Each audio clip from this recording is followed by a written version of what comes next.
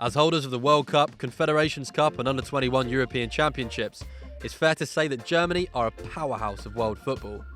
But how did Die Mannschaft become the all-conquering behemoth they are today?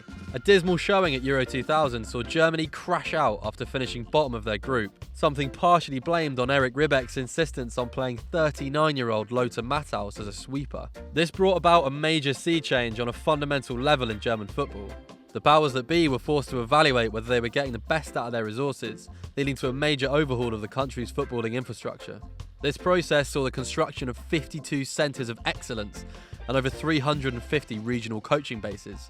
Coaches honed in on developing the next generation of forward-thinking ways to play the game, while children as young as 8 years old were encouraged to focus on technical ability and tactical intelligence.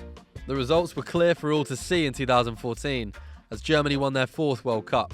With more small, technically gifted attacking midfielders than they knew what to do with, Germany switched between a 4-2-3-1 and a pioneering false 9 formation to stunning effect, most notably during their 7-1 demolition of hosts Brazil in the semi-finals. In a similar vein to Pep Guardiola's Bayern Munich side at the time, Germany didn't rely on traditional strikers and only brought 2 to the tournament. One of them was Miroslav Klose, who broke the all-time World Cup goal-scoring record during the tournament. But it was Mario Götze's unorthodox positioning and movement that created the space for the winning goal in the final against Argentina. With most of the stars of the 2014 World Cup winning side in their late 20s, the German Football Federation took the decision to give them a break and develop a more experimental, inexperienced squad at the Confederations Cup. Despite only having 2 Bayern Munich and Borussia Dortmund players in their ranks for the tournament, Germany swept to another victory.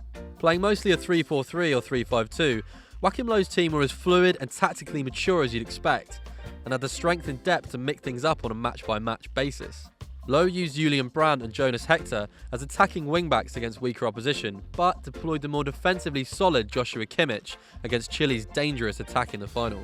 The young Bayern man is the embodiment of the ideal German player. Versatile, technically superb, and capable of scoring goals, it's no wonder he's been tipped as a natural replacement for the now-retired Philipp Lahm. The blueprint for the under-21 side's success at the European Championships this summer was broadly similar. Aggressive in the press, dynamic in possession, and quick to overload the opposition, and with the resolve and big game mentality which, of course, saw them win a penalty shootout and edge out narrow games on their way to glory.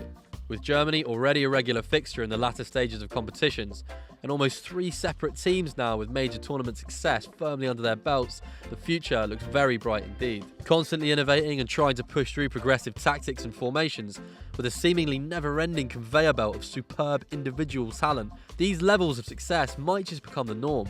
Now that Germany have become an example to the world on how to deliver a top-to-bottom footballing philosophy, all that remains to be seen is whether they can continue to meet their own high standards.